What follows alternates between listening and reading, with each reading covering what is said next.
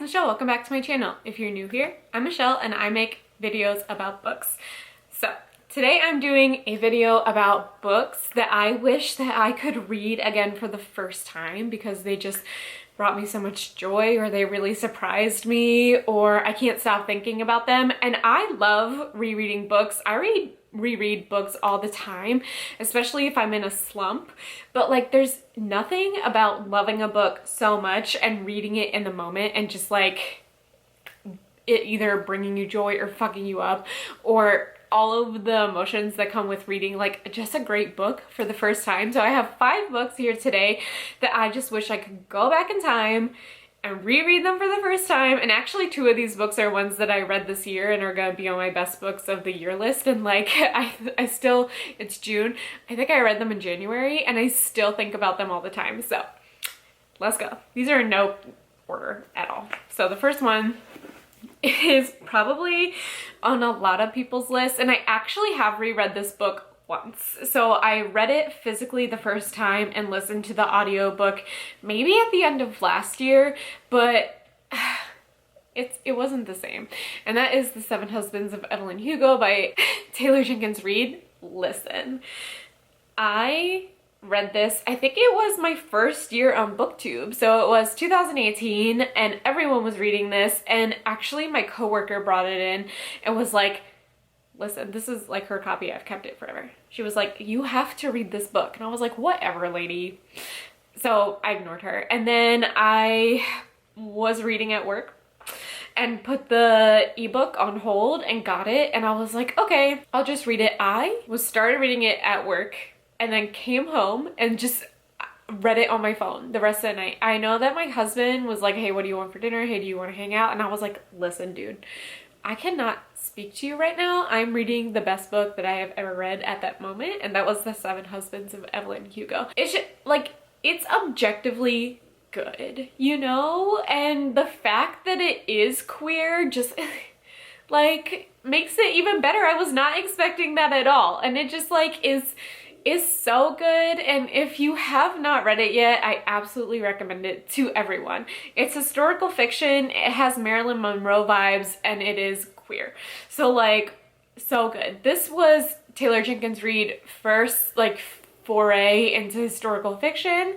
She has a backlist of adult romance books, which I absolutely recommend, but her historical fiction that she does now, so good. Also, I highly recommend Carrie Soto is Back. I've already read this one. So good. So Mick Riva is mentioned in that one.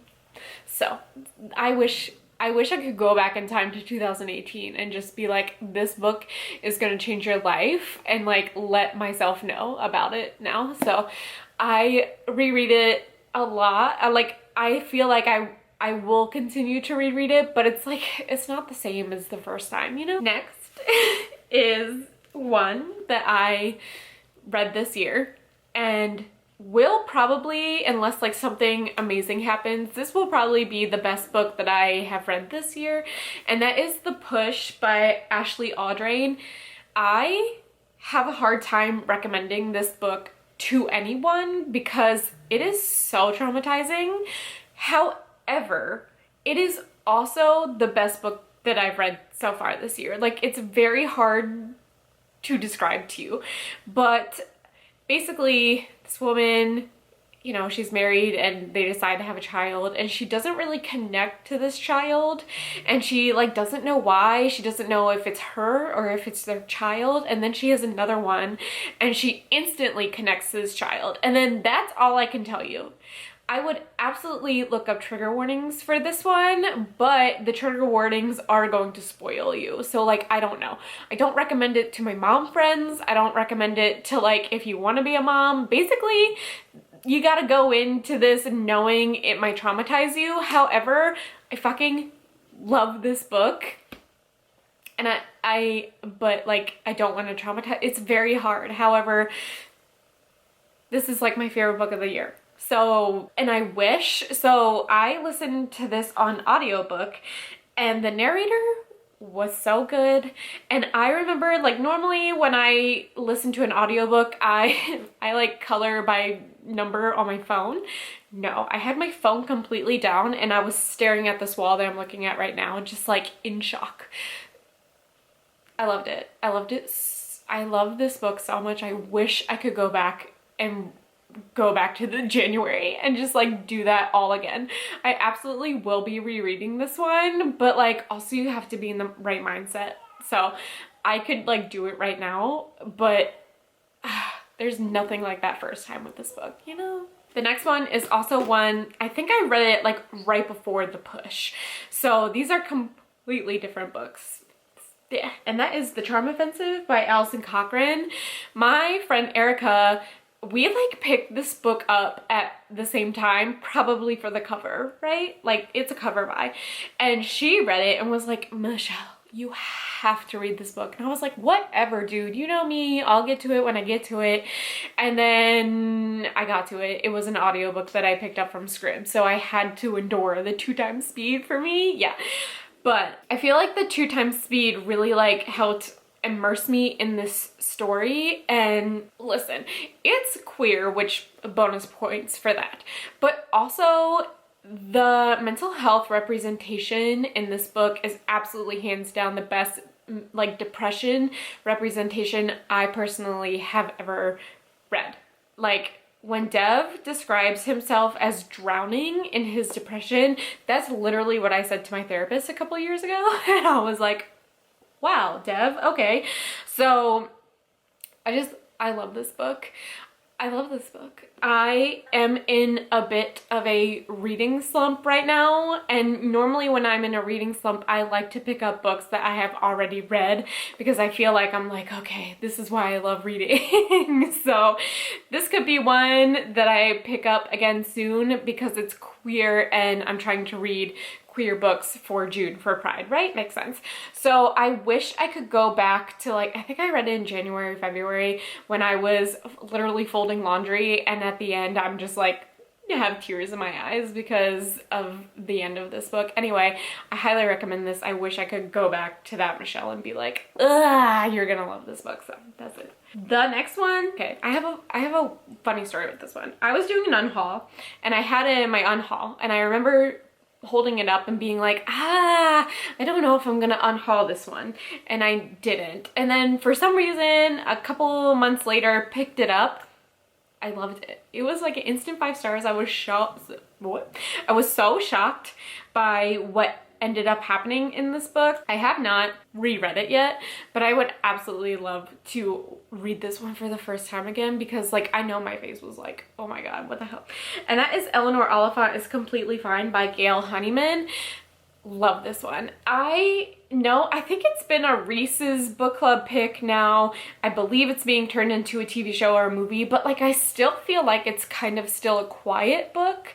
It doesn't have like a ton of hype, and I think that's because people think it's a romance, and there's no romance in this book. I love this book.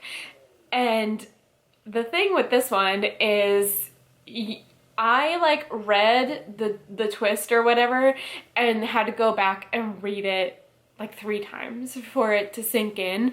And I just think the way this is written is so good. So past Michelle almost unhauled it, and then past Michelle was like, no, let's give it a chance. And then I did, and I just wish I could go back and be like, wow, let's read that for the first time again, because I just thought it was really good. It was so good. So good. And then the last book I have is one that I picked up I got a new Kindle. I don't know where my Kindle is. I threw it out, I think, in a move accidentally. So I got a new Kindle. Yeah. And then I got Kindle Unlimited. That's why I got the Kindle. So I got Kindle Unlimited, and this is the first book that I picked up. And I have like a very weird relationship with this author, with her with her traditionally published books. But this one originally was self-pubbed, and it was great for her. And that is Verity by Colleen Hoover.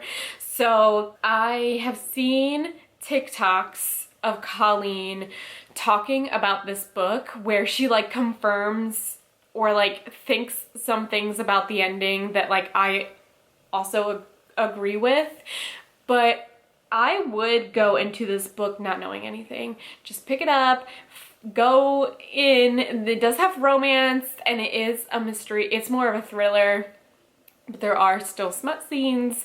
So I think it's a good balance of that. I love this book. I honestly probably won't read any more of Colleen Hoover unless it is like marketed as a thriller like Verity is. So I might try Layla. That has been recommended to me by a few friends. They're like, you should try Layla.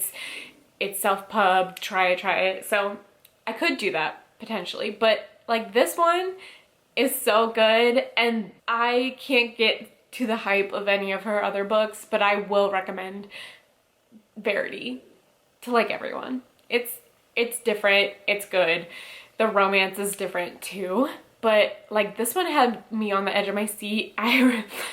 Like Theo was really young, he was still in a swing, so I was like watching him sleep in his swing. I remember this like so vividly. I remember him in the swing and me in front of him, like going through my Kindle pages so fast because I had to get like through it so fast because I could not wait for what was happening next. So highly recommend this one. So these are just like a few books I wish I could go back and read for the first time because they were either mind-blowing like Verity or like sucked me in like Evelyn or like The Push, holy shit, The Push, or just like so cute like The Charm Offensive, or like really surprised me like Eleanor Oliphant. So absolutely wish I could go back, and I recommend these books to everyone. And yeah, so thanks for watching my video. See you in my next one. Bye.